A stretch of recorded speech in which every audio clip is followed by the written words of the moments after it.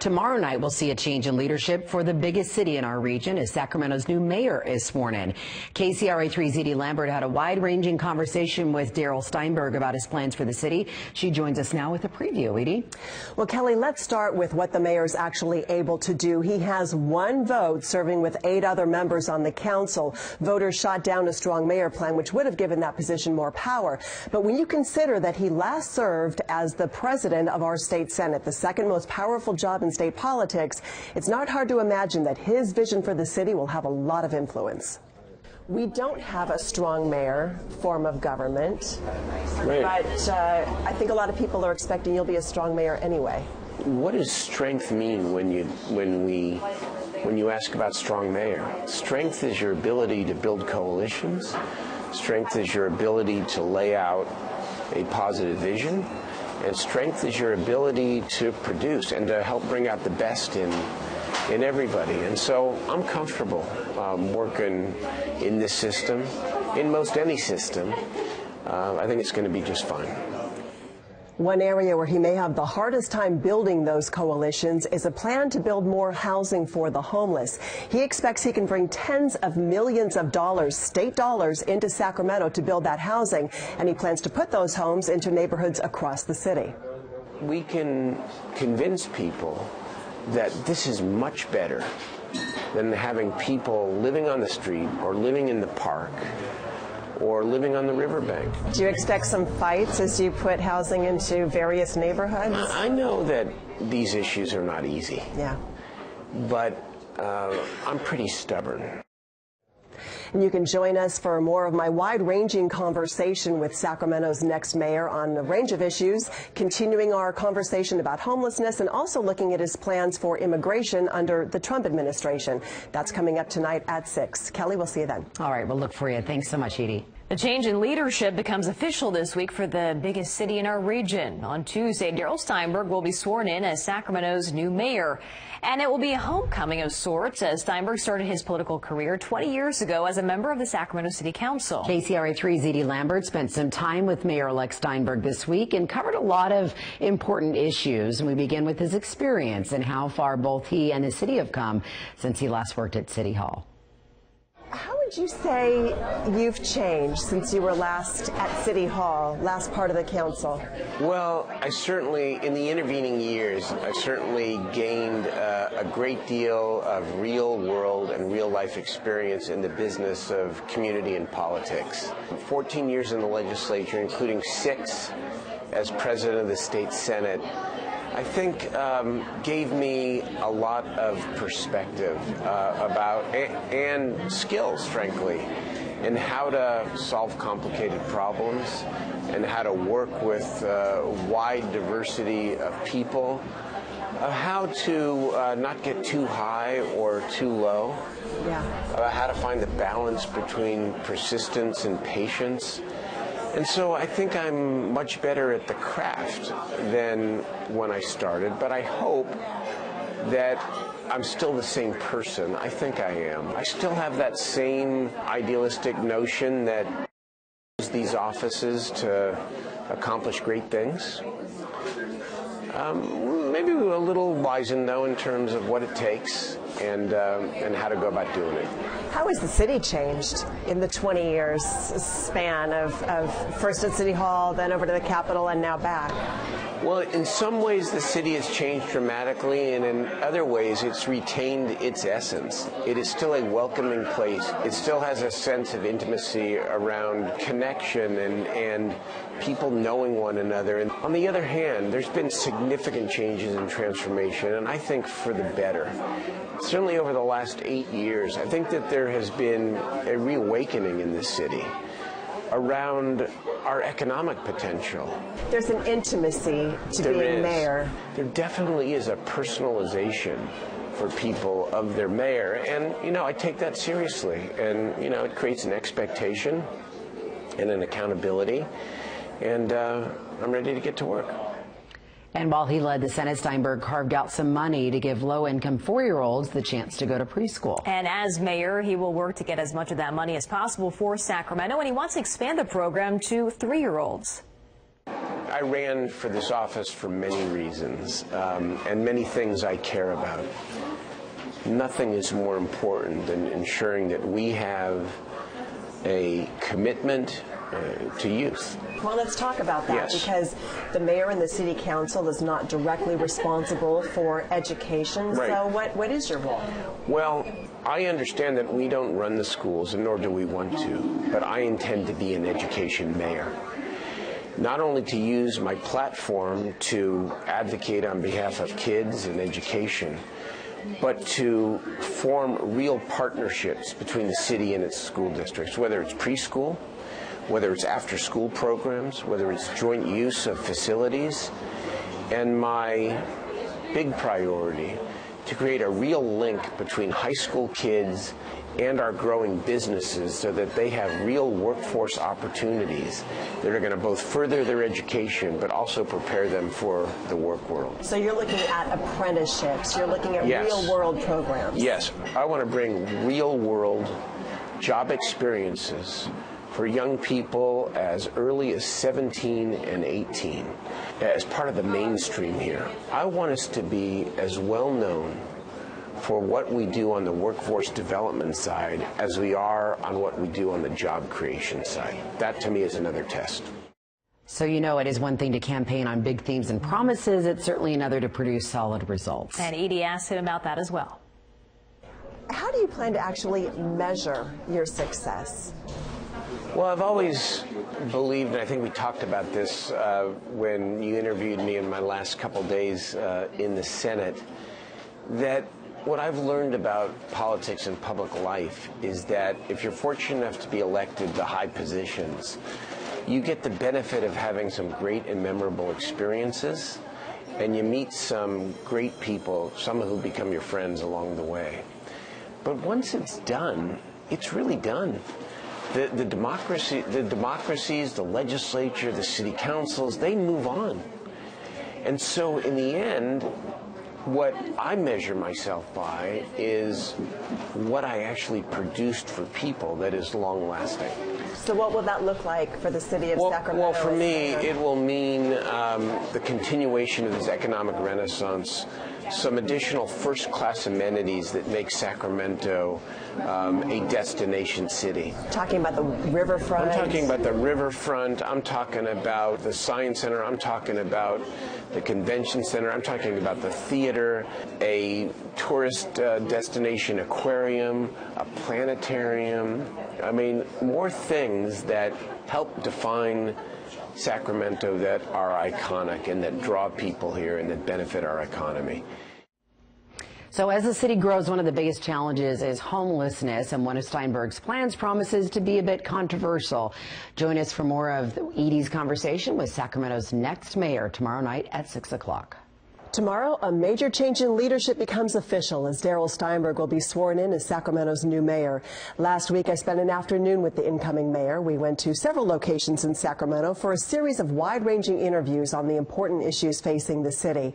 Tonight, we began with his vision for finding a solution to one of the city's most pressing problems, homelessness.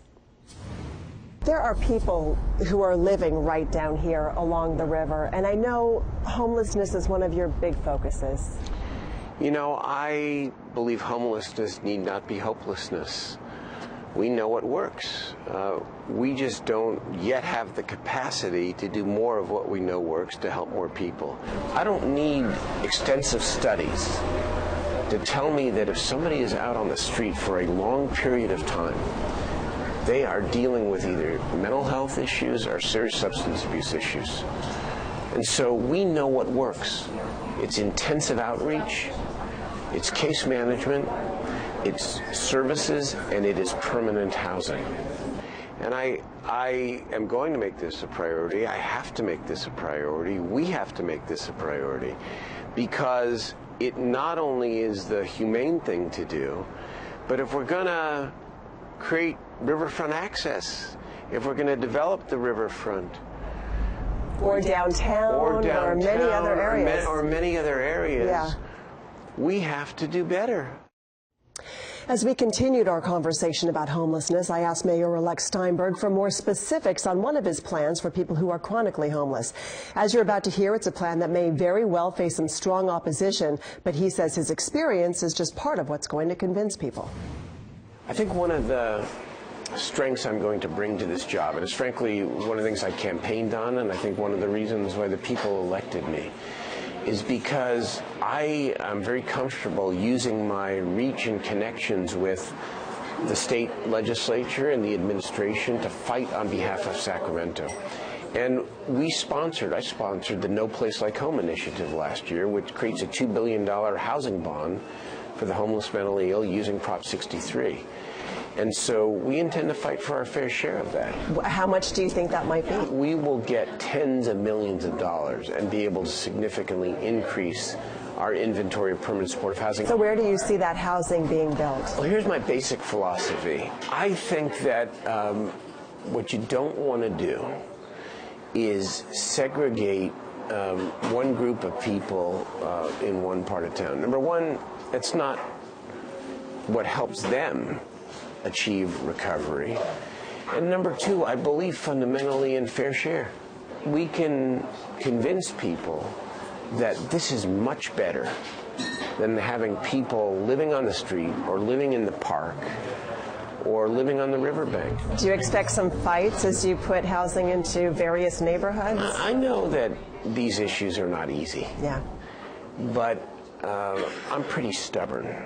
And I also believe very, very strongly that what we have now is unacceptable. Now, one of the hot topics, of course, during the presidential campaign was immigration. So he talked about how he expects to handle immigration issues during a Trump presidency.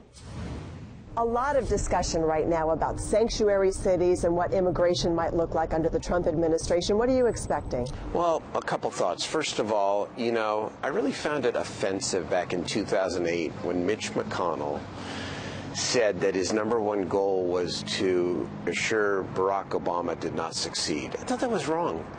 And so as much as I am dispirited and unhappy with the election of Donald Trump, I think we have an obligation to hope for his success. And so my view is that we work with him where we can, and we fight him where we must.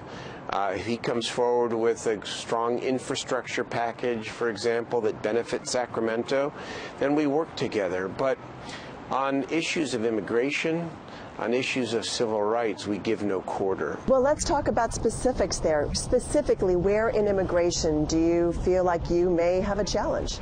Well, I think if he follows through on a campaign promise to deport millions of people, including law-abiding people, including dreamers, people, young people who came to this country, quote, undocumented as infants, who are now going to school or going to college, we're going to fight that. You know, my basic view of politics is this. On most everything you compromise, because that's the nature of trying to get something done. The one exception are people's civil rights. You don't compromise people's civil rights. And, you know, I just know too much about history and World War II, and there are too many examples where people turn their backs or turn the other way.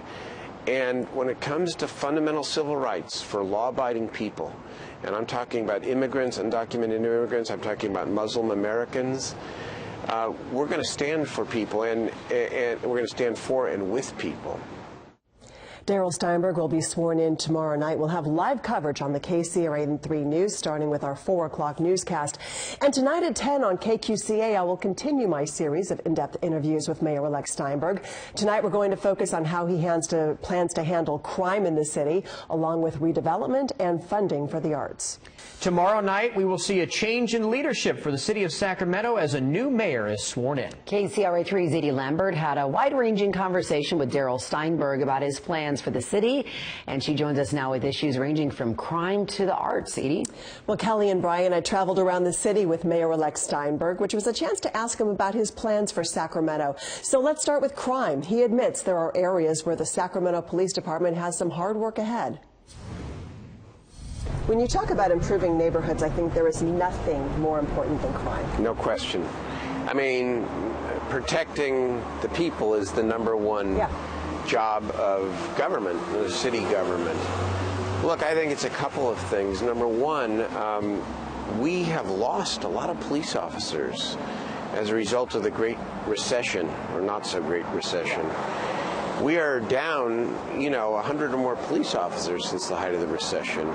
And frankly, we've got some competitive issues around salary with other jurisdictions around here. And so certainly a priority of mine is to make sure that we are able to increase our police force, to create community policing, which is not just better law enforcement, but it also gets at the root of some of the issues that have occurred in our community and are occurring nationally.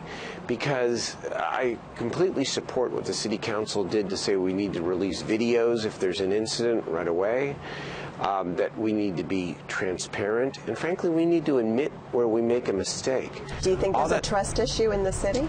I do. I think there is, not only in our city, but throughout the country. Look, I say this, that the vast majority of police officers and the police department here, we have a very good and great police department, that the people I know are dedicated to the public service and community. But that doesn't mean that there aren't a lot of issues to address and there isn't trust to be built. To talk about redevelopment, we went to Sacramento's Oak Park neighborhood, which saw a renaissance under Mayor Johnson's leadership. I asked the mayor-elect which neighborhoods will be in the spotlight when he takes office. Well, this neighborhood is certainly quite different than it was when you were a member of the Sacramento City Council. Yes, and for the better. Yeah. And I think the Oak Park revitalization is one of the great sources of pride in our city. Do you see it as a model? I do.